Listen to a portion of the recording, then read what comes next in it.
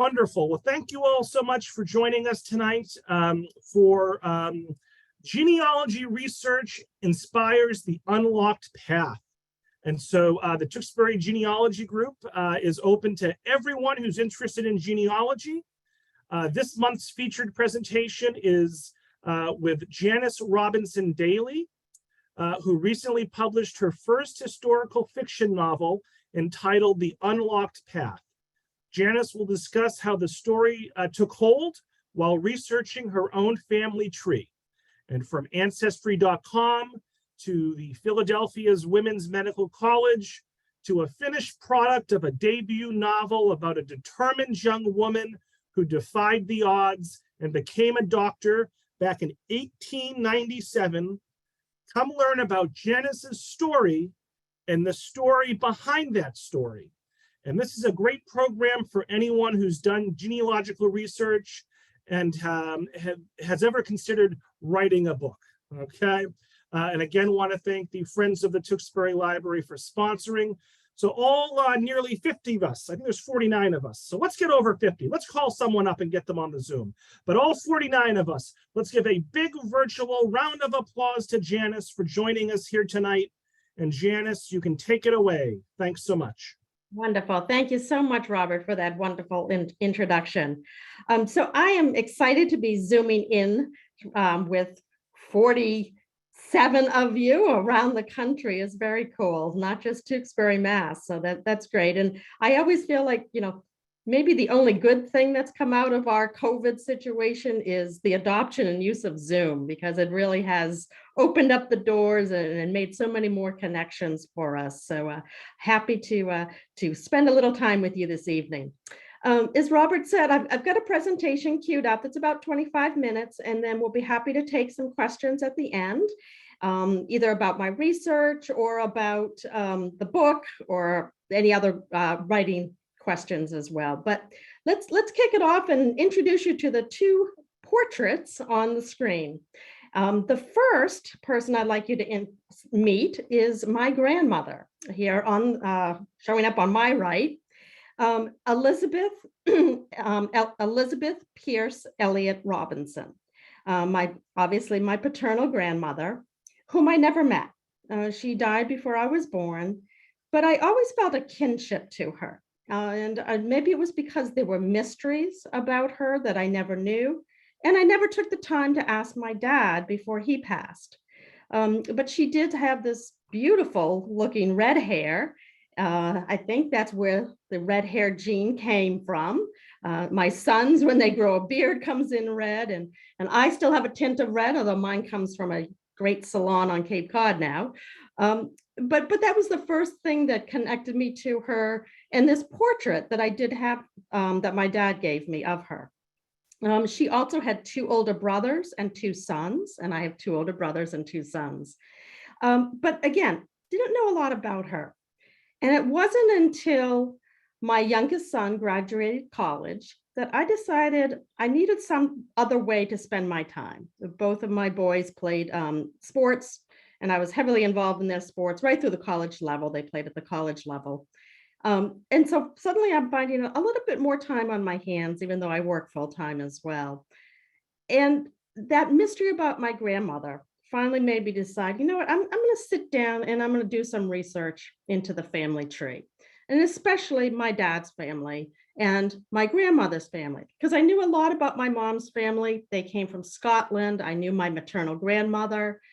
Heard all their stories about coming to Boston, moving to Nova Scotia because they hated the city, and then eventually coming back to Boston and Dorchester. My Robinson side, my dad, actually, my father has documents tracing all the way back to Plymouth and the Sergeant William Harlow House down in Plymouth. But it was my grandmother and the Elliots that came from Philadelphia. So that's the first thing that was a mystery, is how did my grandmother get from Philadelphia to Boston? And the only other snippet I knew about her was that her grandfather was a judge. And that's this gentleman here on the left, Judge William Shannon Pierce. And it was by diving in and learning more about him that I got the idea for a book. So let me take you through a little bit more into some of my research. So again, I knew my grandmother came from Philadelphia. She was actually a debutante, so from a fairly well-to-do family, the Elliots, and that her grandfather was a judge. How she got to Boston to meet and then marry my grandfather, Elliot Robinson, who was from the Newton area in 1912. Another mystery. She was almost 32 years old in 1912. That was quite an old maid back then. And then she immediately had two sons, my uncle and my dad. The other picture that I have of her, I actually found in my dad's bureau when I was cleaning out my parents' house after both parents passed. And I had the task, as many of us children do, of cleaning out the family homestead. And I found this picture of his parents in a small box in the top bureau drawer of his chest. And written on the bottom, it said, "Now touring the southern states." So from my grandmother's dress and the hat, the boater hat and everything, I'm assuming that they must have been on their honeymoon. So it must have been 1912. And then the only other thing that I knew about them was they actually separated in around 1919 when my dad was quite young and his brother. Yet, of course, divorce back then was taboo. Your name could be on the front page of the Boston Globe. I found some from some of my research. So she did not divorce my grandfather, but separated from him for almost 20 years, waiting until my father graduated from college in 1936. You know, maybe she was making sure that my grandfather would pay for the education. Of course, as a woman back then, she could lose a lot if they divorced. She didn't have many rights, so she could have even lost custody of her young children. And then, as I said, she did pass in 1957 before I was born. So a lot of mysteries, and I decided I really wanted to try to find out more about her. So many of us interested in genealogy, how fortunate we are that Google exists now as well. So the first and really only return I found on her name was in an article in the Book News Monthly, which was about my grandfather. So my grandfather, Elliot Robinson, was a bit of a Renaissance man. He was a Harvard-educated lawyer, ended up being a secretary to a Massachusetts congressman in Washington, D.C. He was an artist. My brothers and I are very fortunate that we have many of his oil paintings in our homes. And he was a novelist. So there might have been another gene at play that came down from my grandfather.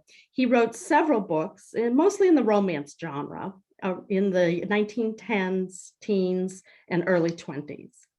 And it was an article in this magazine about his 1916 release of Man Proposes that my grandmother's name was mentioned.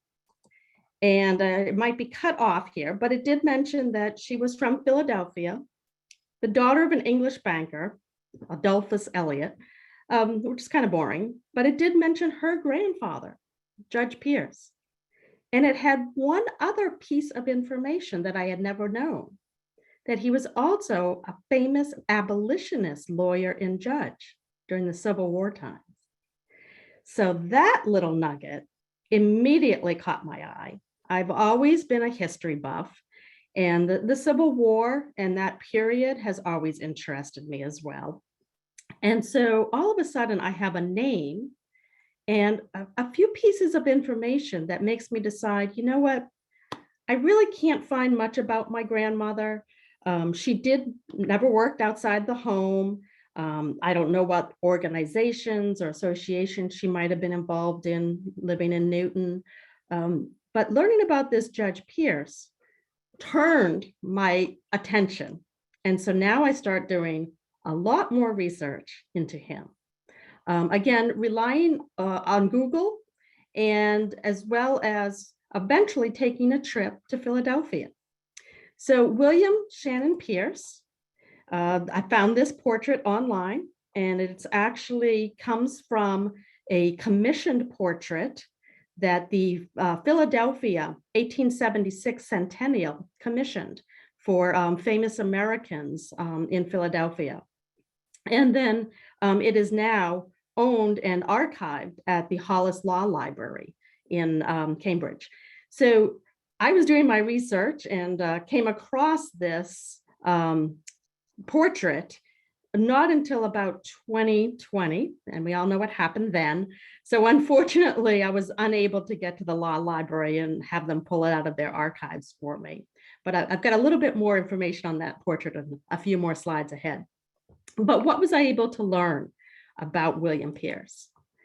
So I did learn he was an abolitionist. Of course, Philadelphia had a very strong abolitionist movement, and he was the counsel for nearly every fugitive slave case that came through Philadelphia in the 1850s. So when the Fugitive Slave Act was passed in 1850, that meant that any runaway slaves coming north and were caught in Philadelphia were tried. And most often they were sent back to their owners in the South. But William Pierce defended many of them and won nearly every case. So he was actually scorned by many in his profession for taking on the defense side of these cases. But it made me start to have, a great sense of pride, actually, that a gentleman like this was in my family history, and that he was doing incredible work. I did visit Philadelphia, and of course, another great place to find family history and information is visiting the cemeteries. They have all the logs of who's buried there, of course, dates, and many of the monuments will have the inscriptions of birth dates and death dates. And when I found the Pierce Monument in Laurel Hill Cemetery, I also found that there were 7 daughters in the family and 1 son who lived to adulthood. But on the monument, there were also 3 infants listed, so who had died in infancy, which was very common, of course, in the 1800s. So a full household of 8 children. God bless George Pierce, who was the 1 son surrounded by those 7 sisters. I also did some reading and found some information and a great observation in one of his obituaries that one of his friends had mentioned, that he would take great delight in discussing various phrases of the Old Testament with which he was very familiar. And actually, right on the gravestone, you can't read it here, but it's a passage from Song of Solomon 2:17, which reads, "Until the day dawns and the shadows flee away." Now, I'm not a Bible student, but that phrase and the meaning behind those words stuck with me. Until the day dawns, a new beginnings, and how do we brush away the shadows of our past? So that stuck with me and actually came into play in some of the themes of my book. But it was a couple of other snippets that really started me getting to think that there was a lot more going on here with this Pierce family in Philadelphia. There was another mention in another obituary of his daughters were women of character and intellectual training. That was not a phrase you heard about women in the 1870s, that they actually were well educated and of high character. So now I've met a man that is involved in the abolitionist movement. He has 7 daughters whom he believes, should be educated as well and shaped with a strong character. And so I did some more research during my trip and visited the Historical Society of Pennsylvania. And they did have a folder of documents that I was able to read, including the Pierce coat of arms, which I had never seen. So it was an illustration done. I am also not a Latin student, but I did call my 2 sons who took Latin in high school and asked them to translate for me. And I'm not sure if I'm pronouncing this right, but dicet et facet, which translates to he said and he did. And that, I think, really sums up very nicely William Shannon Pierce. He said all those law cases arguing for the runaway slaves, and he did. And that came into play when I read the final line on famousamericans.net for his entry, which mentioned he took an active part in founding the Women's Medical College of Pennsylvania. So apparently he was a strong believer in the rights of others, the rights of women to be educated and following their desires, particularly those that wanted to study medicine. And back in 1850, when this Women's Medical College was founded, it was the first in the United States. Soon after, the New England College in Boston opened, which eventually merged with Boston University, and another school in New York. But this was the first one that awarded accredited degrees to women. And that made the difference because, of course, women have always been healers and midwives, but it was the idea of being able to call themselves a doctor and legally practice medicine that was going to make the difference for these women now that a school was opened for them. So I am now completely enamored with this Women's Medical College. I'd never heard of it, never known that there was such a thing, but it was opened in 1850, moved through 3 different locations in Philadelphia until it was eventually up on Henry Avenue in the northeast section of Philadelphia. And they remained the longest running medical school for women only until the 1970s, when they began to admit a few men. And then they did finally merge with Drexel University School of Medicine, only as recently as 2014. So I am the graduate of Wheaton College in Massachusetts. At the time, it was a women's college. So as soon as I start to learn about this incredible college, and particularly the women who wanted to go to that school, I knew what type of woman that was. And I knew what kind of support that they had from their faculty, from their classmates, from their alumni, those very supportive relationships that formed just like the ones that I had with my classmates and faculty and alumni at Wheaton. So I'm drawn into this story, and I read a lot of historical fiction. It is my favorite genre.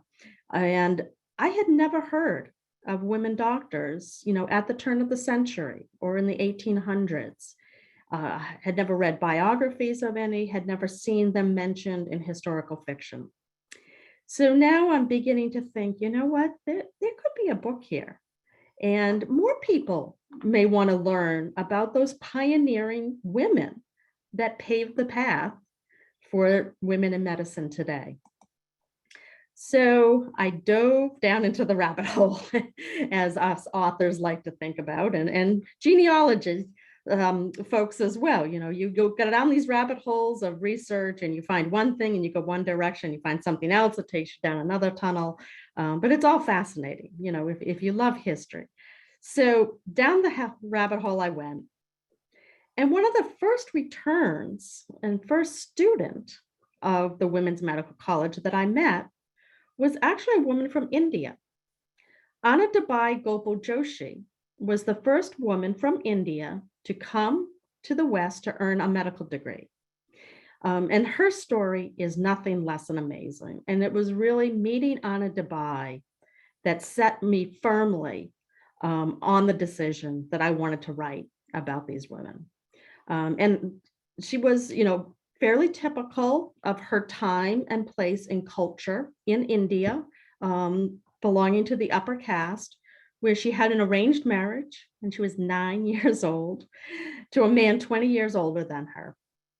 And she was 14, she bore a son who died from tuberculosis 10 days after his birth. Another terrible disease that claimed many in the 1800s and before, and into the 1900s until they had treatments and vaccines for it. But it was the loss of that infant when she's barely a child herself, that she took her grief and she turned it into anger. And she turned it into a solution because she really felt that she lacked the care and her son lacked the care from medical practices that weren't available to her. And even more so, the idea of male physicians tending to women. So she researched and she found, with the support of her husband, and she's so fortunate that her husband supported her in this decision and wanted her to follow her desires. And so they found the Women's Medical College of Pennsylvania and an advocate to sponsor her for admission. And she entered in 1884. At the time, the school was only a 2-year program. And she graduated in 1886 and returned to India. But another piece of information I found on Anna Dubai that is just so amazing that I was just blown away with the words from a 17-year-old woman from Calcutta writing about her desire to be a doctor. Her application letter and an essay, if you will, is on file at Drexel University that has now all the archives. So universities, of course, are a tremendous source of information for lots of different pieces of research you might be wanting to do on genealogy too. But I'll read in part with part of her letter to you, because again, it was her words that really moved me to start to write this book. The determination which has brought me to your country against the combined opposition of my friends and caste ought to go a long way towards helping me to carry out the purpose for which I came, i.e. is to render to my poor suffering countrywomen the true medical aid they so sadly stand in need of, in which they would rather die than accept at the hands of a male physician. The voice of humanity is with me, and I must not fail. My soul is moved to help the many who cannot help themselves. So again, I'm sure I could not write an eloquent letter like that when I was 17 years old, but I think it speaks to her desires and determination to study medicine, which was reflective of every other woman that wanted to gain admission to medical school, and of course were denied by most of the schools in place in the 1800s that only accepted men. So until the Women's Medical College in New England and New York were founded, they had no place to go. So I've got an idea. I'm going to write a book, and I've got an idea for characters. I'm going to focus on some of those graduates of the school. And I do use Anna Dubai in the story because I needed her to inspire my fictional character. I wanted my main character to be fictional, but a composite character that was made up from a lot of my readings of biographies and diaries and letters and other sources, mostly found at Drexel. And 2 other women that I met along the way are real graduates that are up here in the book. But I needed to pick a time frame of when the book would be set. So I could have started at the beginning, the 1850 when the school started, or I could have chosen late 1800s when Anna Dubai was there. But I went back to what set me on this journey, and that was my family research of wanting to learn more about my grandmother, whom I never knew. So I decided to peg the story's timeline to the timeline of my grandmother's life. Now, again, full disclosure, she did not go to medical school. But then I started to think about the incredible history that she lived through. Coming of age in 1897 as a debutante at the age of 18, being a young woman at the turn of the century, being married in 1912, becoming a mother in 1914, and thinking of all that she saw and witnessed in history and lived through, and how did those events impact her as a young woman? Everything from the suffrage movement, thinking about those 7 aunts that she would have had in Philadelphia, and they were educated women. So I'm guessing that they were probably involved in the suffrage movement. And then, of course, was able to see the ratification of the 19th Amendment. Um, Certainly, 1912 is the year the Titanic sank. So how did that impact just the everyday person? How did it maybe shake their beliefs that an unsinkable ship like the Titanic could sink and take so many lives with it? Um, what did it look like to be a young mother with two children at home during World War I and your husband's in France? And the Spanish flu that's on your starting many of the attributions I found in research is a lot of the soldiers that came back from France injured and that were out at Camp Devens, west of Boston, infected with this unknown influenza. So I decided to peg the story to start in 1897, a little bit of a coming of age, and then follow up to 1920 so that I could pull upon that rich history and those events. So I did dedicate the book to my grandmother. And again, because I never knew her full story, and I still don't, but I decided to create one. So another piece of genealogy that came into play that helped me with my book. So the photos I had on the previous screen, I had never seen before, except for the one that I showed you on the title screen. So where did they come from? Family treasures hidden in family attics. Another piece, of course, of genealogy research that's available to us all now is Ancestry.com. And I had not had the Ancestry DNA test, but my brother has, and one of my second cousins. And I knew I had some first cousins out there because my dad's brother had two children. But unfortunately, as it can often go in many families, my dad and his brother were estranged. So even though I grew up in Needham and he lived in Newton with his family, we never saw each other. They never spoke. The brothers never spoke. So I never knew my first cousins, the Robinsons. But I knew their names and I knew their dates of birth. My other cousin, Frankie, actually passed when he was in his late 30s. But I knew I had an older cousin and the only other woman in the family, a Carolyn Robinson. And I had always wished that I knew her. She was my only other connection to the Robinson family. Because my brothers were honestly a little useless. I'd asked them and they didn't know anything either about family history. So I always wanted to find Carolyn, but I never knew if she had married, had a different last name, and never could find anything. Until I got an email from my second cousin, Fred, who's had the DNA test done. And apparently when you have the DNA test done, you can disclose if you'd like to have your name put out there with any matches. So he contacts myself and my brother and says, does anyone know who Carolyn Griswold is? Her ancestry DNA has matched our family. And I was like, that must be Carolyn Robinson.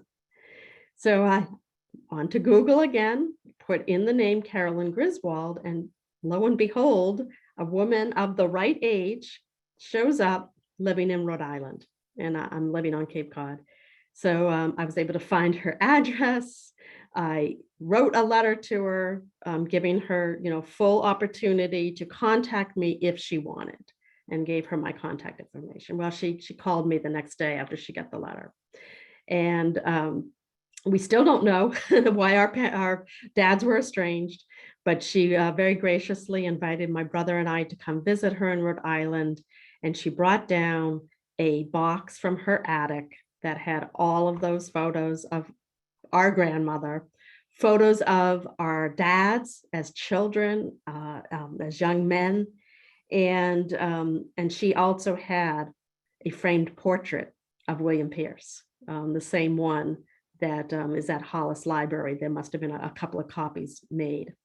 So she had no children of her own, so she has passed everything on to me. So just another tip is you never know what's hiding in a family attic or basement or back closet or inside a box in a bureau drawer. So if anyone else is tasked with cleaning out family homes, go through everything very carefully because you don't know what you might find. I was very fortunate that I attended a book club, and I do a lot of book club talks as well as library talks, and right in Rhode Island in Carolyn's Town. So I asked the hostess, would you mind if I invited my cousin to come with me? And they graciously did. So she brought with her another box that she found in her attic, which was a set of not encyclopedias, they were called cyclopedias of American biography, and they belong to our grandfather, Elliot Robinson, from I think this says 1888. So they're just, entries about famous Americans. So of course, I immediately flipped to the volume that has the P's and looked to see if William Pierce is included. And there's his entry, the same exact entry that I had found online, but now I'm seeing it in print in a book over 140 years ago. And it was right there in print. He took an active part in founding the Women's Medical College in Philadelphia. So, so validation that all the information that I had seen online is backed up with a print version. So that is most of my genealogy story of how I was inspired by doing just a simple research on a couple of names and what I found and what I dug up and what I learned. And then I've just got a couple of other slides to show you how I then translated some of that information into writing a novel. So yes, I did a lot of reading. I was lucky that there were quite a few books out there, nonfiction books about women in medicine that I was able to get my hands on and take lots of notes and note cards, as well as fiction. Yeah, some other books in historical fiction that inspired me or had similar themes that I wanted to bring into my story. One of my favorites is by Anita Diamant, The Red Tent.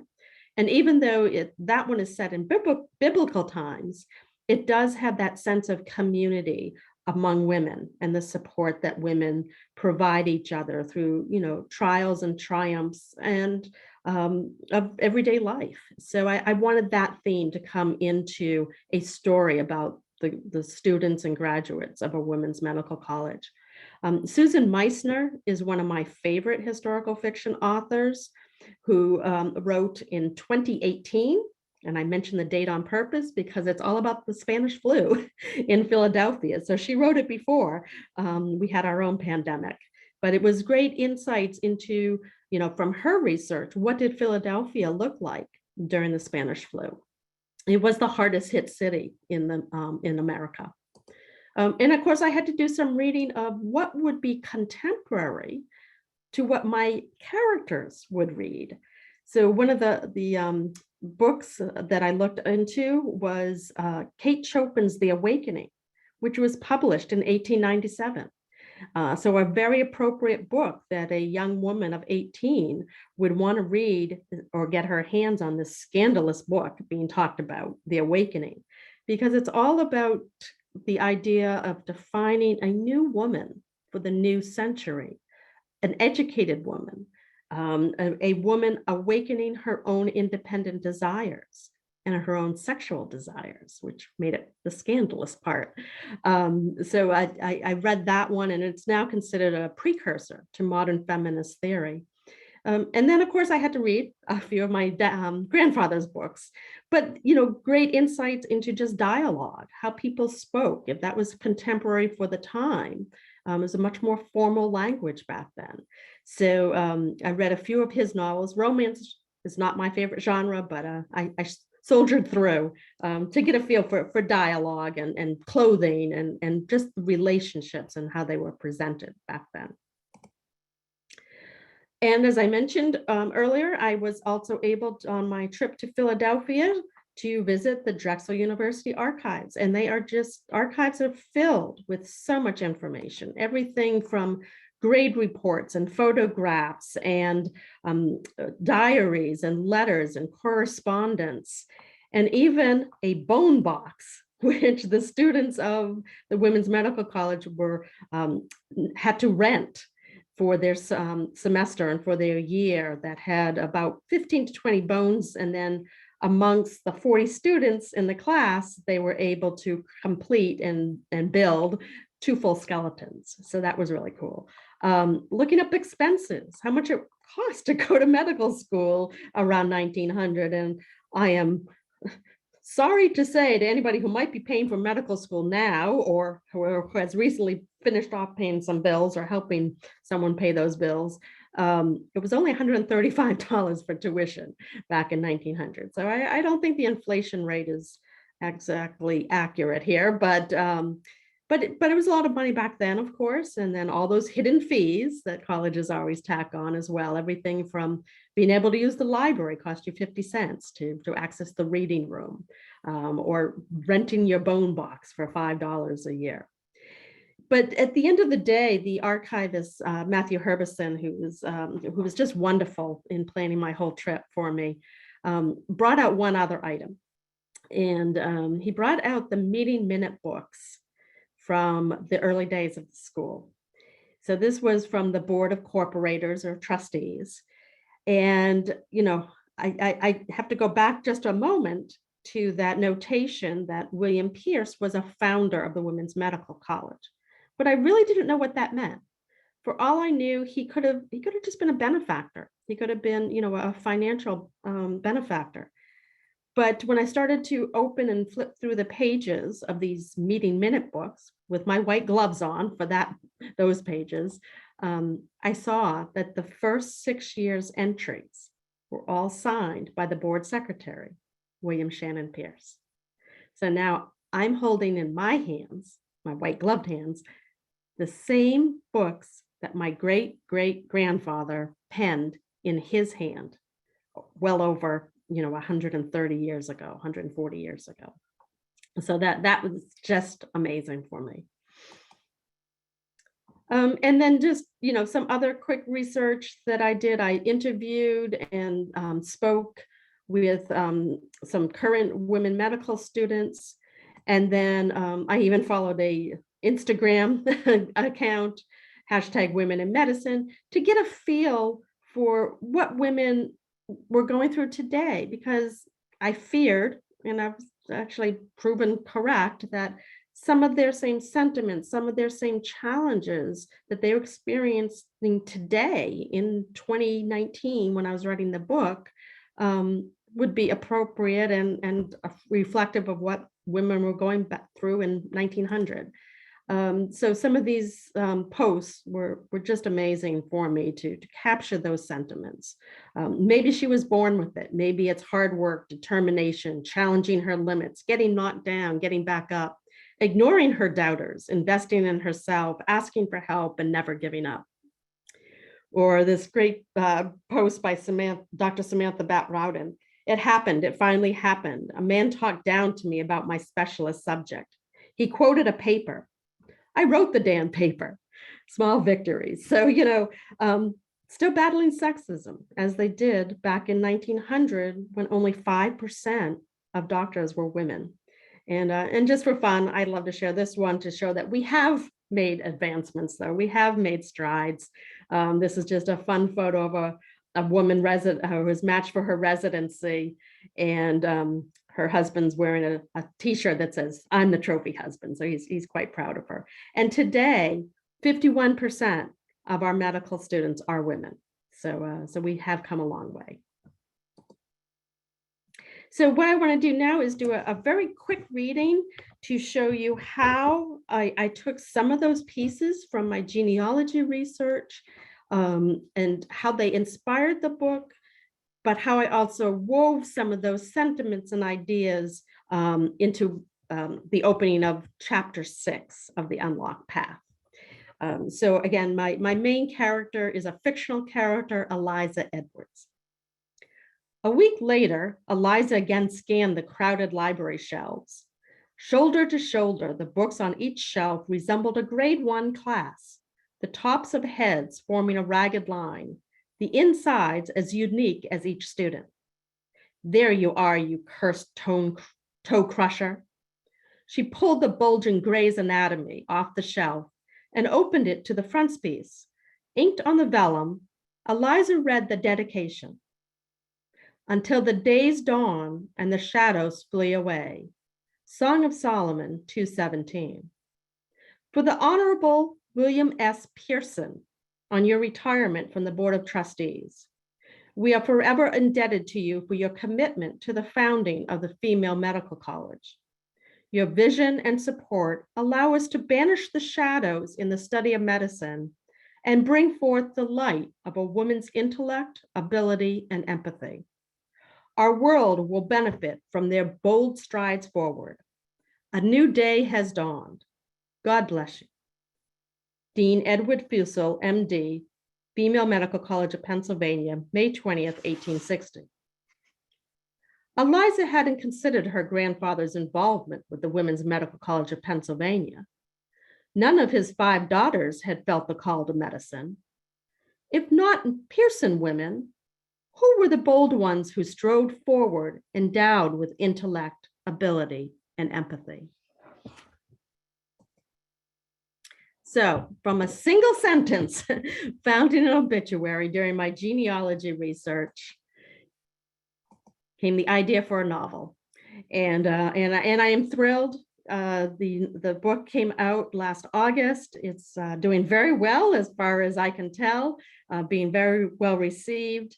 Book clubs are loving it. A lot of women's issues, women's health issues discussed, of course, all the history. And I am hoping to connect with more libraries and more book clubs to bring the story forward. And think I'll pop in later with this information that I've got about on my website. I'll throw a link in the chat later on. And also just want to call your attention that I've put together, Women's History Month is in March.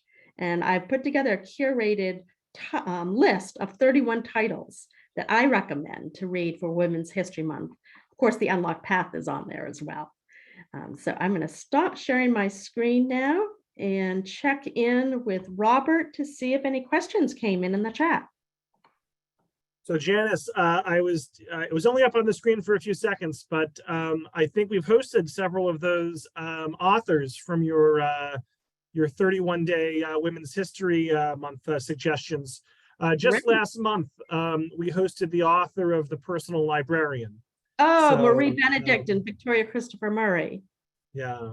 Yeah, So, fabulous. Fabulous. Lots of good stuff on there for sure. So folks, if anyone has any questions or comments for Janis, now is the time. Janis, I'll ask one right off the bat. What was the most difficult thing about writing this book? Sitting down and writing. It was more, finding the time. I still work full time, so it was finding the time. And then it was being careful to balance, as a history nerd, all the facts that I had put down on my note cards and everything, and not wanting to throw everything in there because it was going to be fiction. It was going to be historical fiction. I didn't want to write a textbook. I didn't want to write a biography. So, how did I make sure to strike a adequate balance between a fact that I thought was fascinating, but would it add to the story? Would it move the story forward? Or was it just kind of an information dump? So that's always probably the most difficult for a historical fiction writer. And for any aspiring writers on the line, any aspiring historical fiction writers on the line, do you have any general tips or suggestions on how they should get started and how they can publish a book? So it's not for the faint of heart. You need to have a thick skin because you have to remember reading is subjective. So anybody who reads your book is going to bring their own personal experiences and opinions to reading any book. And that includes agents and publishers. So it's not easy. It's a tremendously competitive field. But I would say networking, like anything else in life these days, networking is so important. I was able to find out, to connect with some authors that actually are with my publisher, Black Rose Writing. And so I met them, and they were the ones that finally suggested that I submit to them. They don't require an agent for submissions. And so I was very fortunate that Black Rose picked it up. And but it's a tough road, and it takes a lot of time and energy and persistence, most of all. And you sort of touched on this briefly with the 31 days, but you yourself, what do you read, and who are your favorite historical fiction authors? Yeah, so historical fiction is my favorite because there's always so much to learn that we just didn't learn in school. You know, there was just so much time for the set curriculums back when we were in school. And my favorite authors in historical fiction genre, so I mentioned one earlier, Susan Meissner. She actually has one coming out, I think it's this spring. Her newest book is called Only the Beautiful, and explores the eugenics movement, which is a really interesting topic. And then Lisa C., who writes amazing Asian culture stories, mostly about women. She also has a book coming out in June, Lady Tan's Circle of Women. And when I read the blurb, I was like, oh my gosh. And I've been in touch with Lisa. She's come to a couple of my book clubs over Zoom. She's wonderful. But Circle of Women, it's all about a woman doctor in China in, I think, the 1500s. So her blurb and my blurb were very similar. And I can't wait to read that one. And then Kate Quinn, I'm going to meet her on Saturday down here in Florida. She's at a book festival. So she's written The Huntress and Rose Code, and most recently Diamond Eye, about a Ukrainian sniper in World War II, woman sniper. So those are the three that come right to the top of my mind as some of my favorites. And then my writing mentor, who is actually also a Wheaton graduate and somebody that I connected with through our alumni network, Ashley Sweeney. She writes American West historical fiction, women of the American West. We hosted Lisa C. over the summer. We partnered with the Burlington Mass Library, and it was a wonderful evening. She's lovely. Oh, right. So those are all good recommendations there. So Michelle says, thank you for this presentation. It gave me some great ideas. Denise asks, were you able to find out more about your grandmother's later life that you can share? So not a lot. Again, my oldest brother's 16 years older than me. So he was, about 10 or 11 when my grandmother passed. So he was the first person I asked, what was she like? His response was, I don't know, she was an old lady. So he was fairly useless. But when I met my cousin, Carolyn, who's 20 years older than me, so she was a teenager when our grandmother passed. And so she did have some fond memories of going to Brigham's in Boston and Newton with the grandmother, of her taking her to the ice capades and all. So, again, she did not work outside the home, but she did stand firm of, being separated from my grandfather and not filing for divorce until the college tuition payments were finished, with my dad, the younger one, finishing school. And my grandfather was also an alcoholic. So I think that must have come into play to cause the separation. But so at least I was, and then my cousin had some jewelry, some costume jewelry of my grandmother's, and some little bridge sets and everything, and she passed them all on. So I would, that was just so wonderful for me to meet up with Carolyn. So folks, we're going to wind down. We got about 5 minutes left. So last call for questions. Karen says, wonderful presentation. Thank you. Can you speak a bit more on the dialogue process?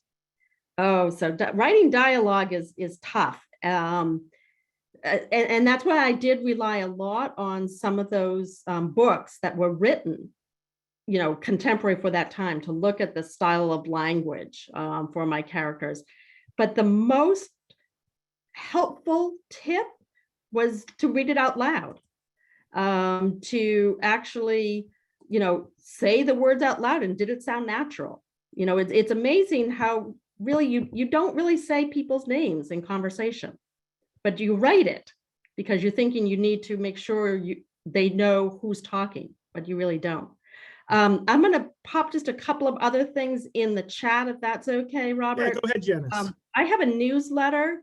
So that's the first link I'm putting in here is if you want to sign up for my newsletter, it comes out monthly. And so the month of March, I'm going to have all those 31 titles featured. So if you'd like to sign up for my newsletter, and I don't share your email with anyone, and I only email once or twice a month. The other thing I'm going to put in is, I know Robert said that the book, The Unlocked Path, is on order, should be into the Tewksbury Library soon. But there's a couple of other copies already in circulation in the Merrimack Valley system, so you can put a hold on it. But it's also available on Amazon, so I'm putting that link in the chat for anyone.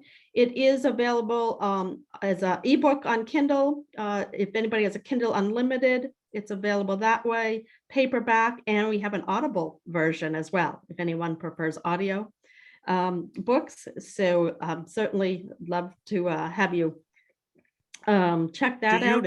Do you read the book, Janis, or did you find a professional narrator? No, I didn't even know it was being produced.